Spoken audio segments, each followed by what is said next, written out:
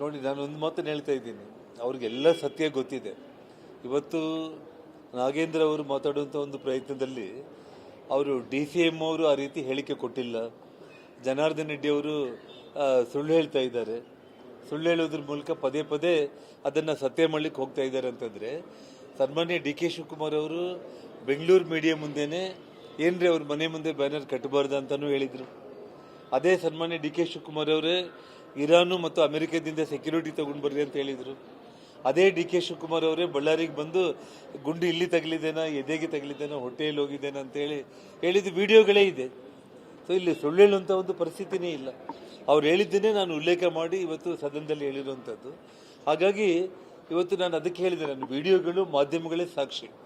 ಬಳ್ಳಾರಿಯಲ್ಲಿ ನಮ್ಮ ಮನೆಯಲ್ಲಿ ಇವತ್ತು ಮೊದಲು ಕ್ಷಣದಿಂದ ಆಗಿರೋ ಪ್ರತಿಯೊಂದು ಘಟನೆ ಅಲ್ಲಿರುವಂಥ ಯುವಕರು ವಿಡಿಯೋ ತೆಗೆದಿದ್ದು ಮತ್ತು ಮಾಧ್ಯಮದ ಬಳ್ಳಾರಿ ನಮ್ಮ ಕ್ಯಾಮ್ರಾಮನ್ಗಳು ಪತ್ರಕರ್ತರನ್ನ ನಾನು ನಿಜವಾಗ್ಲೂ ಕೂಡ ಅಭಿನಂದಿಸಬೇಕು. ಏನಂದರೆ ಅವ್ರು ನಿಜವಾಗ್ಲೂ ಕೂಡ ಆ ರಾಜಶೇಖರ್ ಅನ್ನೋಂಥವನ್ನ ಗನ್ ಪಾಯಿಂಟಲ್ಲಿ ಕೊಲೆ ಮಾಡೋ ಸಂದರ್ಭದಲ್ಲಿ ನಾನು ಸುಮಾರು 5-6 ಮಂದಿ ಕ್ಯಾಮ್ರಾಮನ್ಗಳು ಮಾಧ್ಯಮದ ಸ್ನೇಹಿತರು ಕೂಡ ಅಲ್ಲಿದ್ದರು.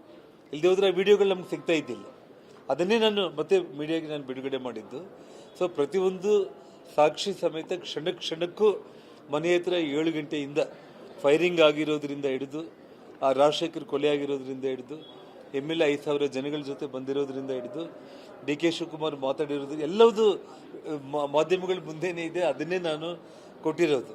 ಮತ್ತೆ ಅಲ್ಲಿ ಸದನದಲ್ಲಿ ಇಷ್ಟೆಲ್ಲ ಇಟ್ಕೊಂಡು ಕೂಡ ನಾಗೇಂದ್ರ ಸುಳ್ಳು ಹೇಳೋದಕ್ಕೆ ಪ್ರಯತ್ನ ಮಾಡಿದ್ದೊಂದು.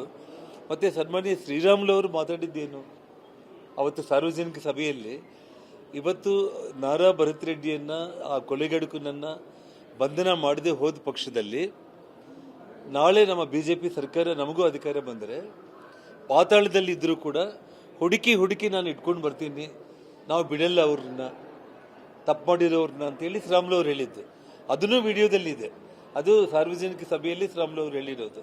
ಇವತ್ತು ನಾಗೇಂದ್ರ ನಾನು ಹುಡುಕಿ ಹೊಡಿತೇನೆ ಅಂತೇಳಿ ಹೇಳ್ತಾ ಇದ್ದಾರೆ. ನಮ್ಮ ಕಾಂಗ್ರೆಸ್ ಕಾರ್ಯಕರ್ತರು ಭಯಭೀತರಾಗಿಬಿಟ್ಟಿದ್ದಾರೆ ಅಂತೇಳಿ ಇವತ್ತು ಮಾತಾಡೋ ಮಾತುಗಳು ಇದೆಲ್ಲ ಕೂಡ ನಾಗೇಂದ್ರ, ಯಾಕಂದರೆ 187 ಕೋಟಿ ವಾಲ್ಮೀಕಿ ಜನಾಂಗದ ಒಬ್ಬ ನಾಯಕನಾಗಿ, ಶಾಸಕನಾಗಿ ಆ ಹಣನೇ ನುಂಗ್ಬಿಟ್ಟಿರುವಂಥವನು.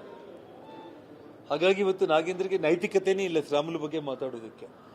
ಶ್ರೀರಾಮುಲು ಅವರಿಗೆ ಇವತ್ತಿನವರೆಗೂ ಕೂಡ 4 ಬಾರಿ ಸಚಿವರಾಗಿದ್ದರೂ ಕೂಡ, 5 ಬಾರಿ MLA ಆಗಿ, ಸಂಸದರಾಗಿ, ಸಚಿವರಾದರೂ ಕೂಡ ಇವತ್ತು ಆ ಜನಾಂಗಕ್ಕೆ ಶ್ರೀರಾಮುಲು ಸಹಾಯ ಮಾಡಿದ್ದಾನೆ ಹೊರತು ಯಾರಿಗೂ ಮೋಸ ಮಾಡಿಲ್ಲ.